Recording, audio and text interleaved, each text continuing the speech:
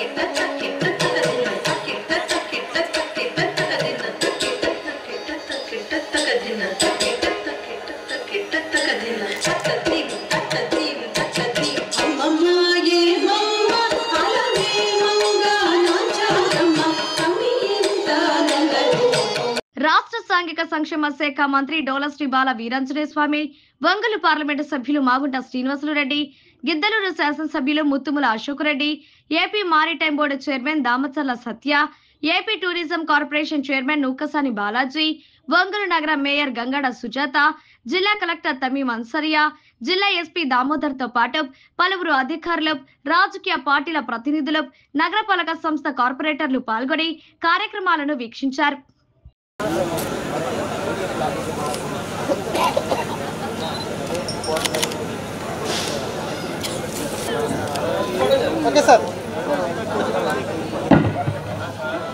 Pride media Venkatesh గారికి చిరు సత్కారం. ఈ కార్యక్రమాన్ని దిగ్విజయంగా చేయడానికి సహకరించిన ప్రతి ఒక్కరికి మనస్ఫూర్తిగా ధన్యవాదాలు తెలుపుకుంటూ